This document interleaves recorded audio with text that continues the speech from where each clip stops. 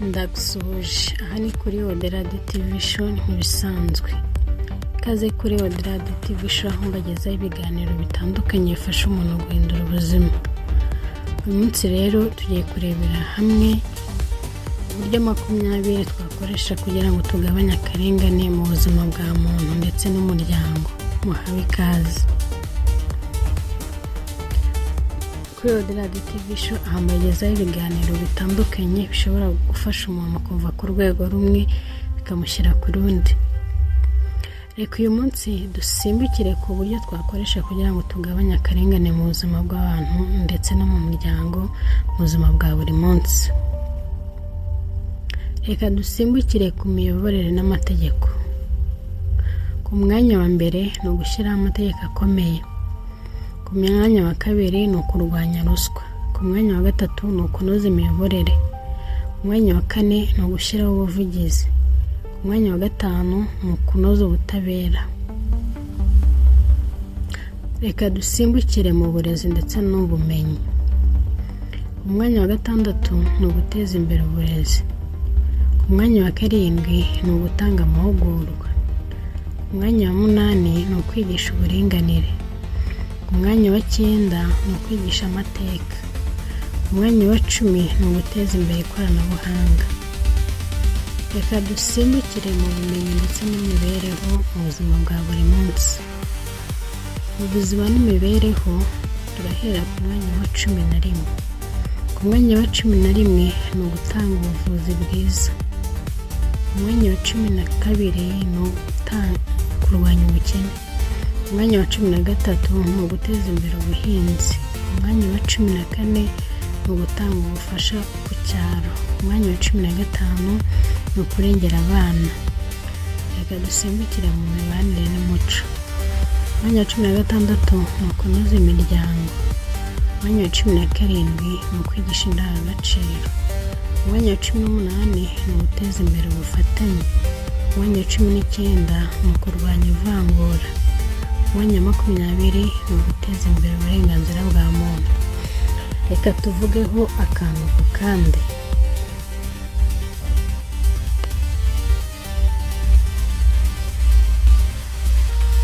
Imiyoborere ndetse n'amategeko mu gushyiraho amategeko akomeye. Aho ku mwanya wa mbere twabonye ko tugomba gushyiraho amategeko akomeye kugira ngo turwanye akarengane. Amategeko agomba kuba arengera buri wese. Umwanya wa kabiri kurwanya ruswa, gukuraho ruswa mu nzego zose. Umwanya wa gatatu ni ukunoza imiyoborere. Abayobozi b'inyangamugayo ndetse n'abanyamwuga abo ngabo nibo badufasha kurwanya akarengane.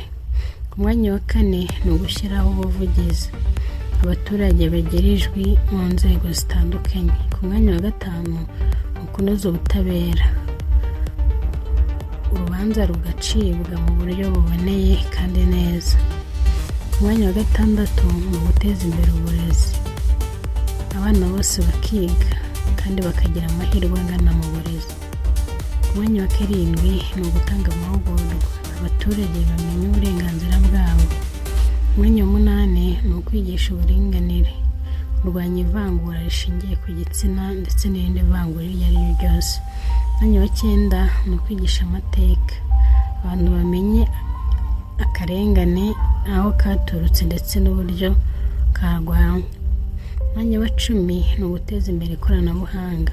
Abaturage babona amakuru yose. Umwanya wa 11 ni ugutanga ubuvuzi bwiza. Abantu bose bagahabwa serivisi z'ubuzima.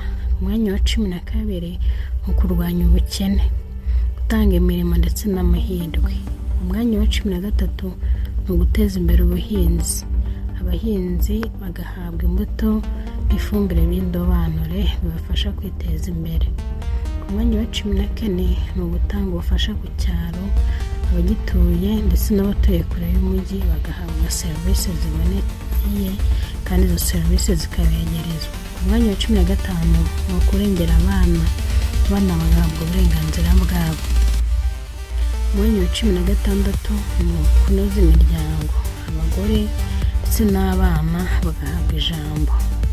umwanya wa 17 ni ukwigisha indangagaciro, umuco wo kubaha ikiremwamuntu. Umwanya wa 18 ni uguteza imbere ubufatanye, abaturage bafatanya kurwanya akarengane. Umwanya wa 19 kurwanya ivangura, kwita ku bwoko, idini ndetse n'igitsina, ibyo bikarwanywa burundu.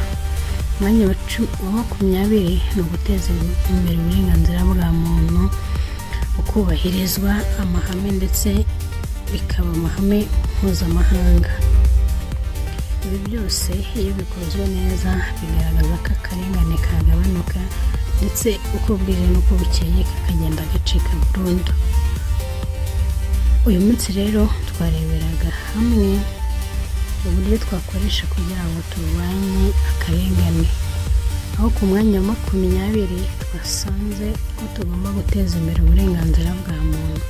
Umwanya wa 19 ni ukurwanya ivangura. Umwanya wa 18 ni uguteza imbere ubufatanye. Umwanya wa 17 ni ukwigisha indangagaciro. Umwanya wa 16 ni ukunoza imiryango. Umwanya wa 15 kurengera abana. Ku mwanya wa 14 ni ugutanga ubufasha ku cyaro.